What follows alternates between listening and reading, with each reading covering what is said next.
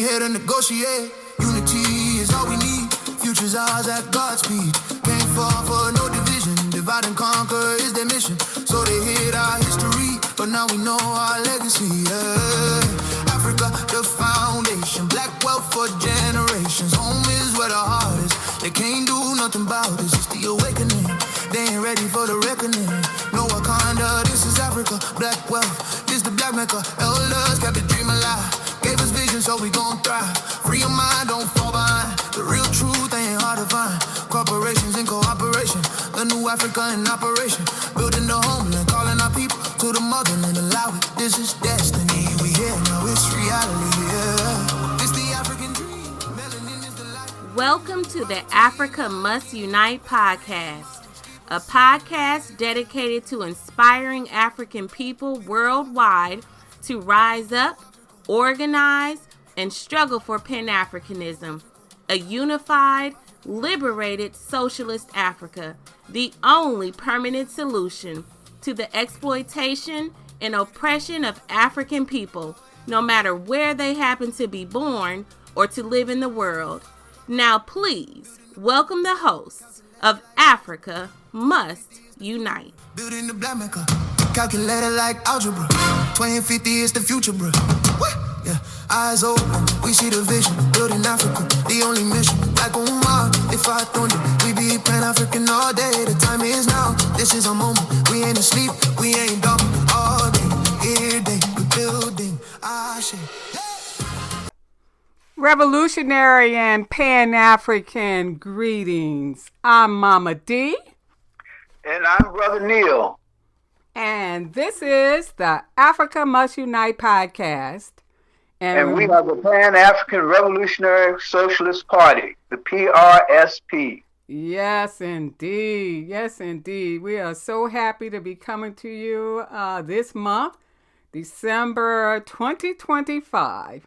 And this month we focus on a unified socialist Africa's contribution to worldwide socialism.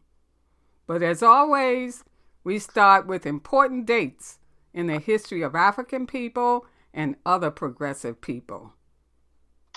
You know, Mama D, this part of the broadcast always gives me problems because there's so many dates to choose from. And I would just encourage our listeners, to make sure that they get their calendars and bring them out and read along with us. And this calendar is an excellent Kwanzaa gift now that we're in the Kwanzaa season. So look for the calendar. And you're talking about our 2026 calendar that's out right now. Right. Look for that 2026 calendar. It's out there now. And find your local PRSP member and ask them for a copy, or look in your African bookstore, and if they don't have a copy, tell them to get in touch with the PRSP. And they can always email us, and I know they're going to be interested in this one. Is the theme for this 2026 calendar, socialism, an imperative for a liberated, unified Africa, and for the liberation of all global Africans. So right. So let me just dive in here and just give you a few of these dates.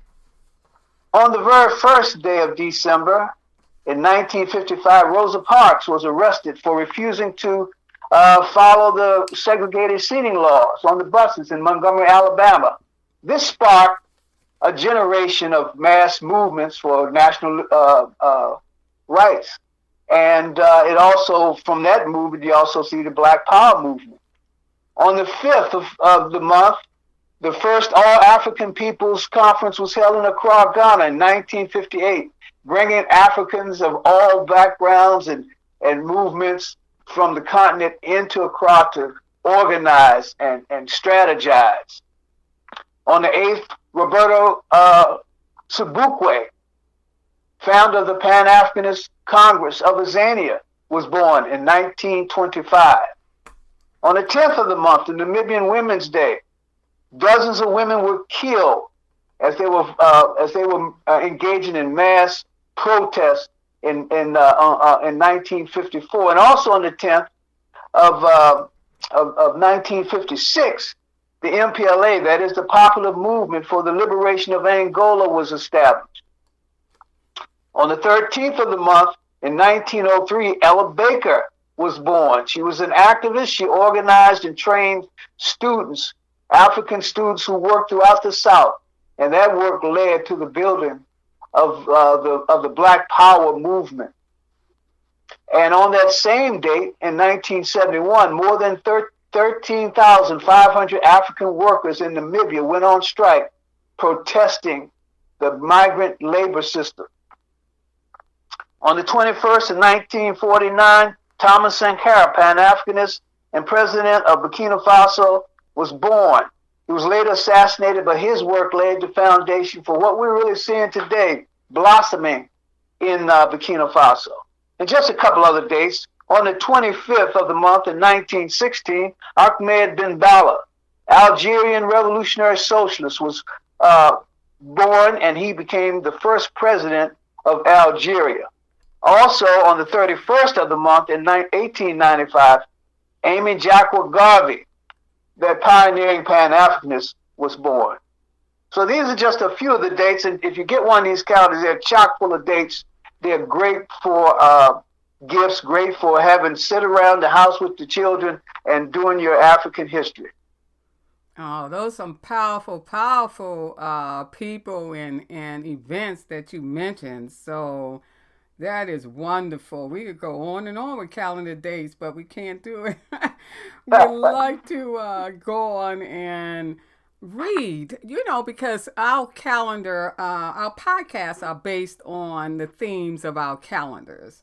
So, this whole 2025, our theme has been a unified socialist Africa's contribution.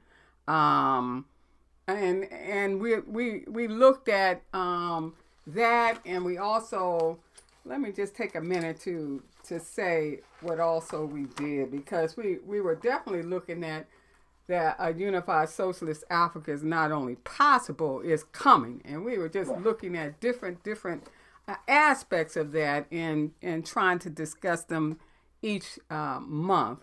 So for this month, December 2025, I'd like to read what we wrote. And of course, we wrote this back in 2024 when we were preparing the 2025 calendar. So, we're going to need to update that a little later on. But this month's topic, a unified socialist Africa's contribution to worldwide socialism, is what we wrote in terms of our December calendar sub-theme. And this is how it starts. It's very, very important because on our calendar page appears a beautiful quotation from Malcolm X. And it reads this way: the only way we'll get freedom for ourselves is to identify ourselves with every oppressed people in the world. And I mean, that is really what this whole month's theme is about. We have to identify with every oppressed people in the world. So this is what we wrote. There is no continent richer in human and mineral resources than Africa. Our homeland has over 40% of the world's gold and up to 90% of its chromium and platinum. The largest reserves of cobalt, diamonds, platinum, and uranium in the world are in Africa. It holds 65% of the world's arable land and 10% of the planet's internal renewable freshwater source. Because our motherland is the richest land base in the world, it has, unfortunately, attracted vulturistic imperialists from throughout the globe. The U.S., Great Britain, France, Germany, and many other Gulf states, especially the United Arab Emirates, UAE, are examples. But the imperialist days are numbered. A unified socialist Africa is on the horizon. Unification has already begun. And Africa will continue to unite, close its doors to all exploiters and oppressors, and use its immense wealth to uplift all global Africans. That's Africans and those of African descent throughout the world. And because the interests of a union of African socialist states will extend beyond its own people's health and welfare, because its effects will be felt throughout the world, uplifting the global poor and struggling masses, the Pan-African Revolutionary Socialist Party can state with assurance that a unified socialist Africa will lead to worldwide socialism, resulting ultimately in worldwide communism. So let us continue to build and to unify revolutionary Pan-African socialist organizations so that we can hasten the emergence of all three: unified socialist Africa, worldwide socialism, and worldwide communism. So that's what we wrote in December for this month. Yeah, that's a powerful, powerful, powerful statement. Now, when you began to open up that and read that statement, that monthly statement, you mentioned that many other additional things had happened since the writing of this last year. So, is there anything you want to add to the theme since it was written last year? Yeah, I think so, and I'm glad you asked that, Neil. I think it's imperative to reflect the world environment for global Africans.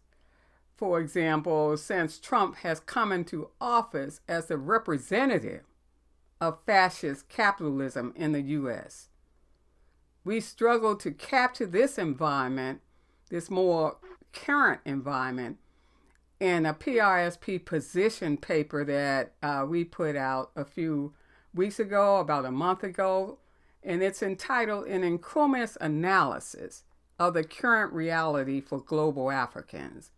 And I just want to mention a few points from that paper that we did, looking particularly at the intro and the historical context of the struggle of our people. And I think it'll help us to put into perspective the current reality that exists since we wrote that piece back in 2024. And it helped, I think, also, Neil, in verifying Malcolm X's quotation that, quote, the only way we'll get freedom for ourselves is to identify ourselves with every oppressed people in the world. So this is what we wrote in that paper, an inclusive analysis.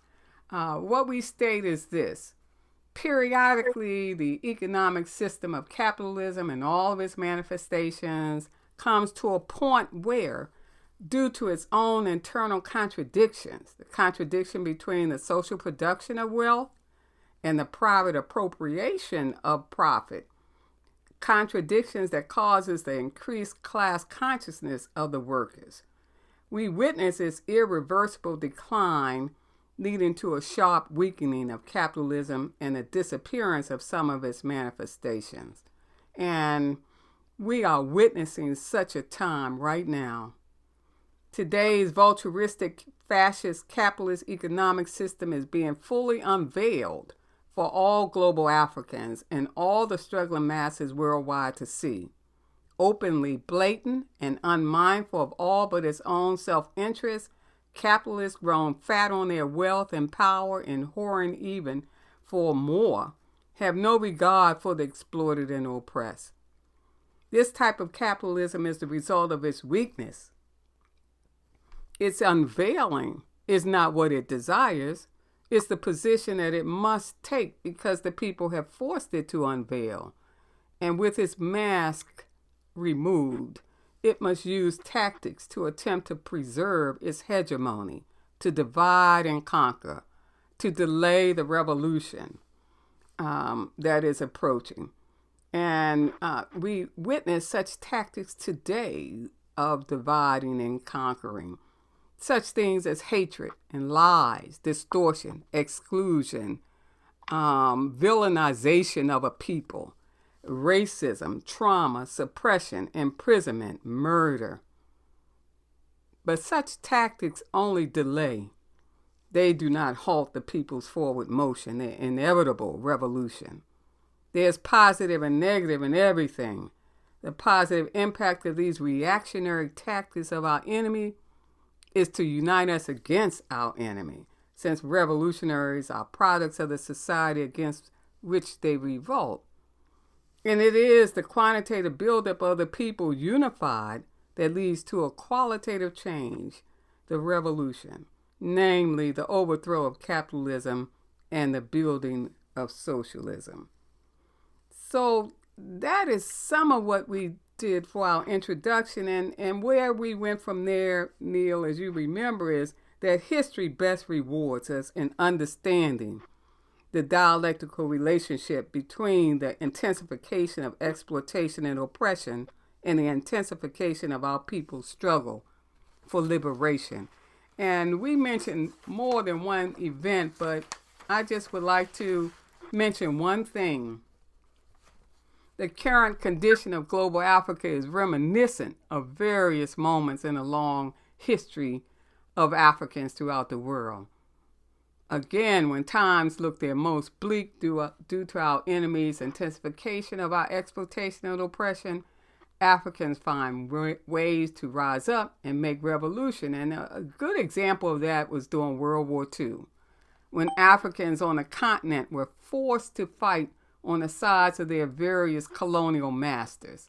Britain, France, Germany, Spain, Italy, all were weakened as a result of this war, their infrastructures nearly destroyed, including their military might. The result was the intensification of their exploitation of Africa and the intensification of the oppression of its people. The result, Africans escalated their efforts to dismantle colonialism and gain independence. And this is only one example of the relationship, the dialectical relationship between our enemies' intensification of our exploitation and oppression and the resulting intensification of our unification. So, Africans escalated their efforts to dismantle colonialism and gain independence. And the study of our history, Neil, as you know, provides many, many more examples of that dialectical relationship that we are experiencing now, that intensification of exploitation and oppression of our people and our motion to unify more and more in terms of the African Revolution. So I just wanted to mention that reality to kind of, I guess, update what we wrote back in 2024. And I hope it was helpful. Well, that was extremely helpful. Extremely helpful. Well, I have a question for you, Neil. Can you give us a sense of the current impact of fascist capitalism on global Africans today? Yeah. Well, one of the things we see today is the emergence right now of such concentrated wealth that leads to this kind of fascism. When we first wrote that piece, Elon Musk had a value of something like almost $500 billion. Now it's going up to, in that month or two, it's going up to 700. It's going up to 700 billion, which is almost, it's a little over 2/3 of $1 trillion. So he himself and the guy who owns Oracle, Ellison, together they're worth over $1 trillion in an economy that's a $30 trillion economy. So you have so much wealth in the hands of such a small number of people. And in order for them to protect themselves and their wealth, because they are such a small number of people, they have to have draconian, violent systems all over the world to keep the masses down from getting it from the masses, from getting their own wealth back. So that's one of the things we see. And in addition to that, though, what is new, two things are new. One is that we have this new kind of platform capitalism where you go online and everything you do, every communication you make with someone, when you go into social media, every time you do that, you're making a financial interest somewhere in the world wealthy. And so that's one aspect of it. But also another aspect of it is that this new system also has this new, ideological aspect to it in the form of social media. So you take a system like X, which used to be Twitter, owned by Elon Musk, and they are putting out all kinds of really nasty, racist, anti-human garbage out there every day, and he has the loudest and biggest megaphone in the world, in the history of the world, and it's instantaneous. So they are not only had their hands in our pockets, ripping us off, but they also have they're drilling into the heads of people every day with these messages, trying to push things in a certain kind of direction. And this is because they are afraid. Just a few things that they are reacting to. In the North and South America, we've seen the emergence of indigenous people struggles for land. The landless people struggle in places like Brazil, and so forth. Africans rising up, indigenous people rising up, workers rising up, and we saw a number of progressive governments elected throughout, and now they are trying to intimidate through weaponry, warfare, to push those things back. And where possible, they are pushing them back, bringing in new fascists, young fascists. So they just elected a guy, they just supported this guy come to election in Chile. His dad was a big Nazi official, and he has supported the killing that took place under Pinochet in Chile years ago, when thousands of people were disappeared, killed, and so forth. And he's saying that was a great thing. So this is where we are on the continent, and in the U.S. These fascists saw the emergence of a youth movement, the Black Lives Matters type movement, where we saw young people of all ethnicities, young Africans, young Europeans, young people from all backgrounds, young indigenous people, all fighting, having the largest number of people protesting in the history of this country, in that particular movement. And many times they were talking about socialism in a positive way. They've done surveys, and young people today, many young people today, about 40% of young people today say they believe that socialism is a good thing, and those same young people are beginning to question capitalism in a big way. That scares these people. That's why they have to put this fascist movement into motion. Mm-hmm. On the continent, they also see the same sort of thing. Young people, again, all over the continent, in Kenya, Uganda, in the Sahel, throughout the Sahel, Burkina Faso, Mali, Niger, Guinea, we saw them rise up. All over. In South Africa, we see them rising up. In the Congo, they were rising up. And so they have to, that is these fascists again, have to attempt by all means at their disposal to put this back in the box. But they can't put this movement back in the box. We are at the stage, at the ripening of the stage that Nkrumah talked about in his book, Neo-Colonialism, the last stage of imperialism. So we're engaged in that big struggle now. And it boils down to this. Either we are going to be pushed into a permanent, which these fascists want to do, push into a permanent stage of almost neo-slavery, which is neo-colonialism, just colonialism dressed up, or we're going to have really true liberation. We're at the point of the main struggle now. It has ripened to this period. There's no doubt in our mind as PRSP that it's the latter that's going to happen. You're going to push us right into revolution that is going to change the whole face of the world.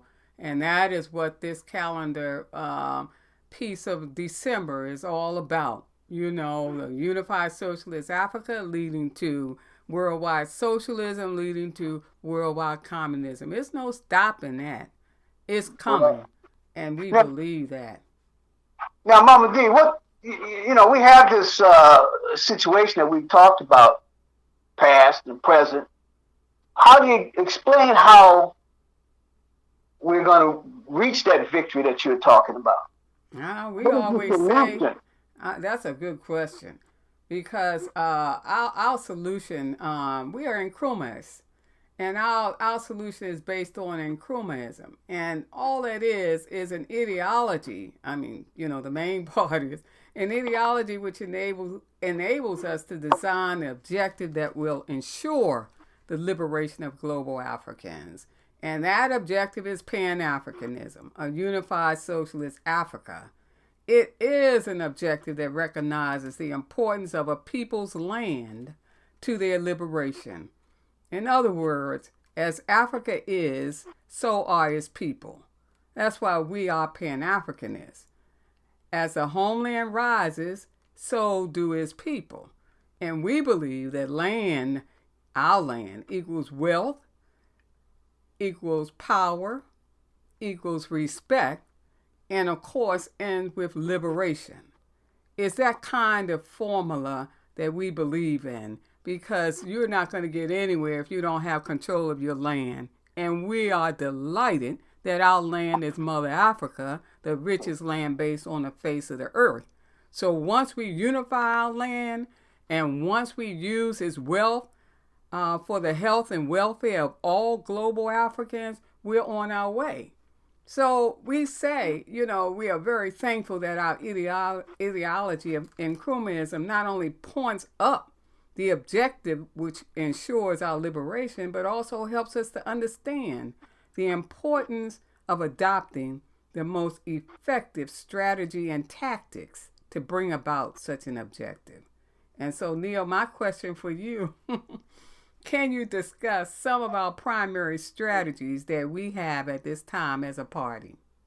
Yeah. Now, first of all, those strategies are those long-term actions that you can take to shape sort of the battlefield. And the most important, the number one strategy at this point for us is the building of revolutionary Pan-African socialist organizations and parties throughout the whole global African world. And once they are built, or in the process of building those, next, we want to follow Nkrumah's blueprint with the building of what he calls the All-African Committee for Political Coordination that kind of brings these organizations onto one accord. They're not necessarily all doing the same thing at the same time, but they're working together sort of seamlessly in their particular, dealing with the particular struggles where they are found. And that's a second part of the strategy. A third part of the strategy is to build coalitions and alliances with progressive and revolutionary parties and organizations throughout the world of all people from all backgrounds. Following again with Malcolm, we have to identify with oppressed people of all backgrounds. And then one last strategy is to deal with how do we ideologically unify ourselves, because we had Nkrumah talked about the three Africas, the traditional communal Africa and the ideas that came out of that, and practices and values and so forth. And he talked about the Islamic and Africa that came along with feudalism and so forth, and the Christian Africa, that the ideas that came along with capitalism, and possibly we might see today Eastern religions, Hinduism, Buddhism, etc., all in that mix now. And so in order for us to ideologically go forth, we have to bring all of these different religious and philosophical, or not philosophical, all these religious viewpoints into one accord based on the interests and the fundamentally ideas and values of coming out of communal Africa. That's the other thing that we have to do, that ideological aspect as well. So these are some of the strategies that we are engaging in. Now, in order for the strategies to work, we have to have effective revolutionary tactics. And so, Mama D, could you explain when we talk about these tactics and how they apply today, their importance today?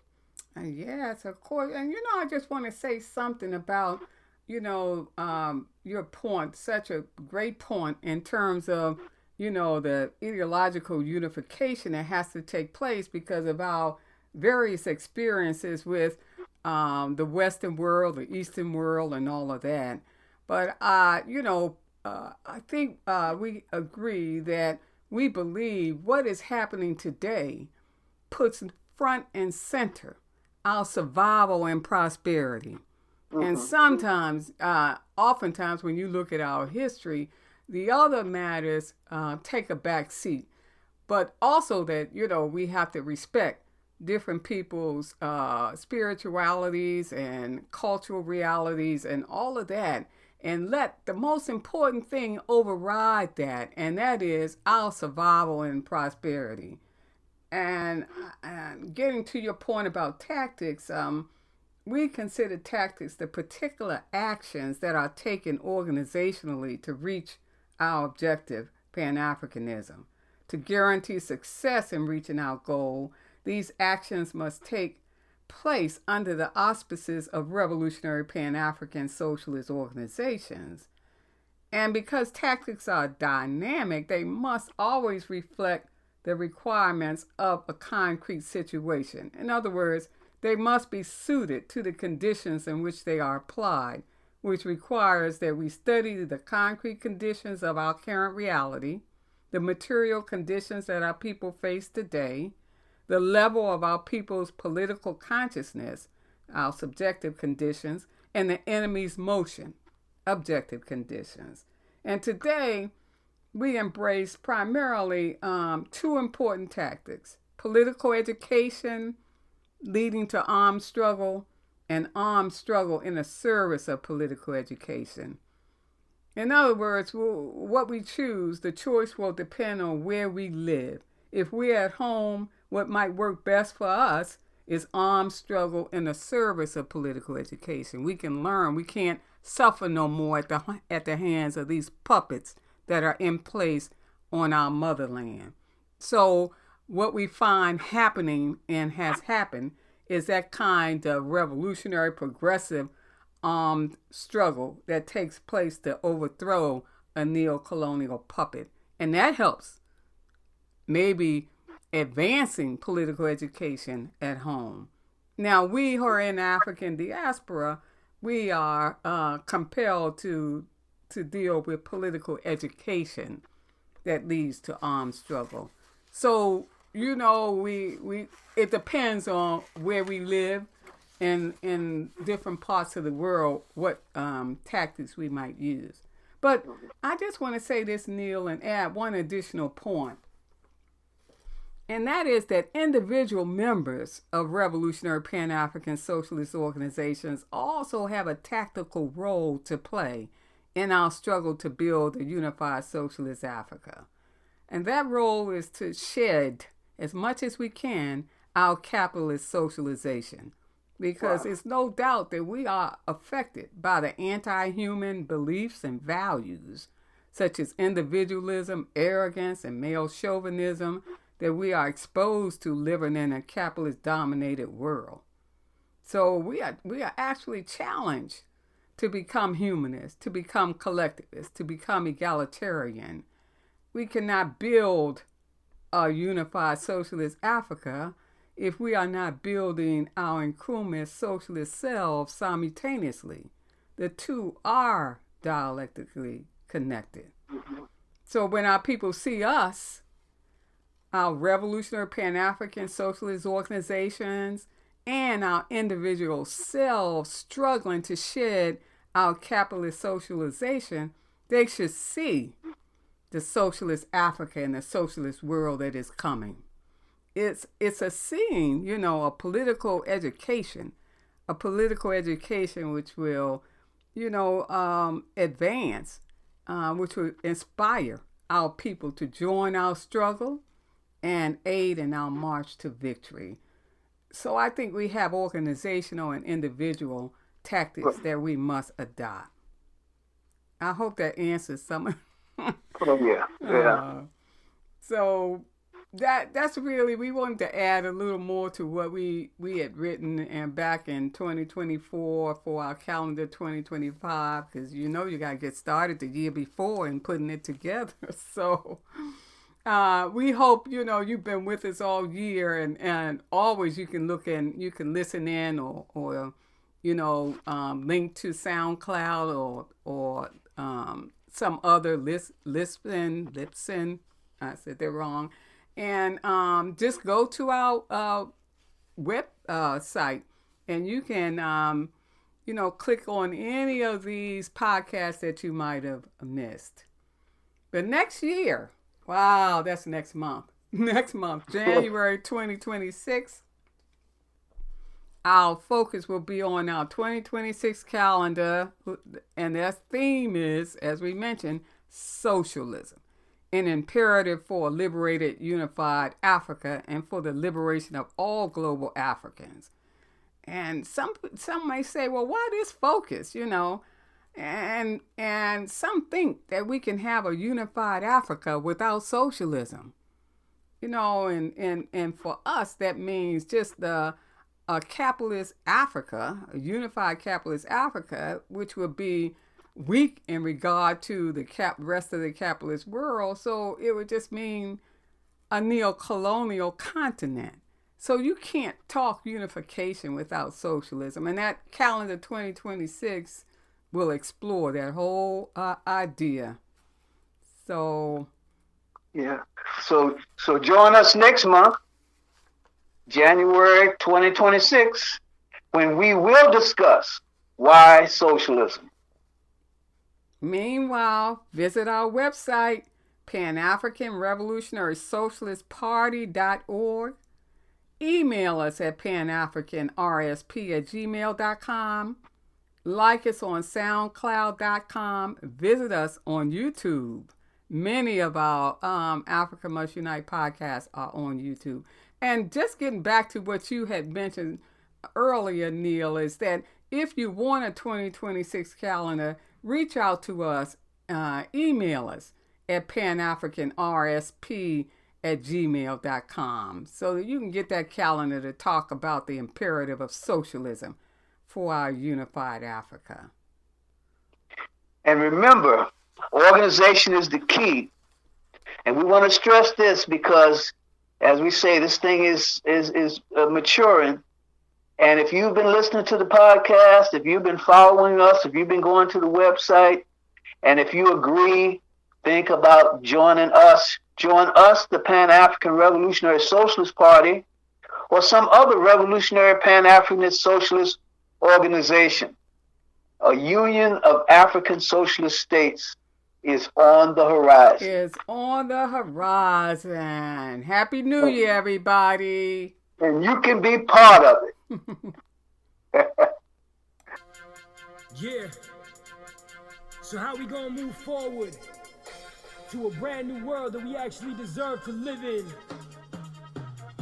Yeah, let me put forth a vision, represent a school of thought, grind it out with the others for that #1 spot. I ain't scared of reality, I'd rather just embrace it. No religious views, but that don't mean that I'm faithless. Hope based on rational grounds is in the people. Socialism's dead, well here's the starting of the sequel. Far as I'm concerned, it should be common sense that our current way of life ain't really life to begin with. Start of human history will be the very onslaught of the revolution. When this clash it'll stop, or maybe I should say rather kicked in the high gear. Capitalist fools will be running off in fear. Ideas don't change the world alone, people have to do it. And with the people's enemies, our struggle must be ruthless. Beaten down, lied to, often feeling tired, but a single spark can start the entire uprising. I will never be subservient, trust in their process. Truly it's played out as past being monstrous. First US revolution was indeed progressive, but quickly the Star-Spangled Banner would prove reckless. I'm a socialist, more than just a theorist. That means I keep it militant, the boss man's nemesis. Rep the organizers, 9 to 5 grinders, homeless in the downtrodden, true freedom fighters.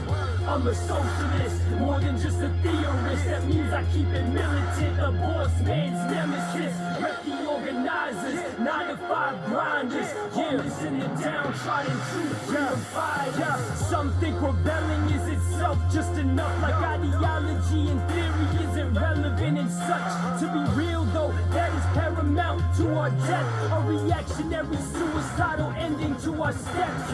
In direction of full-on freedom's attainment, needed to be present for the system's arraignment. System's arrangement is not the end of time, but we need to badly figure out a way to organize, productive and effective, not just individual. If we can't get it right, then life will remain critical. Art is not the revolution, art can play a part, as in spreading ideology, but that is just the start. Cause theory without practice, on par with inaction, on par with some bullshit, on par with just slacking. And we don't need no saviors, what we need are soldiers. The discipline itself is gonna turn the system over.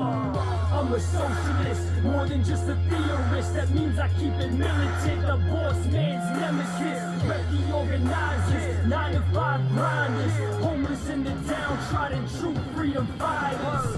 I'm a socialist, more than just a theorist. That means I keep it militant, the boss man's nemesis. Rep the organizers, 9 to 5 grinders, homeless in the downtrodden, true freedom fighters.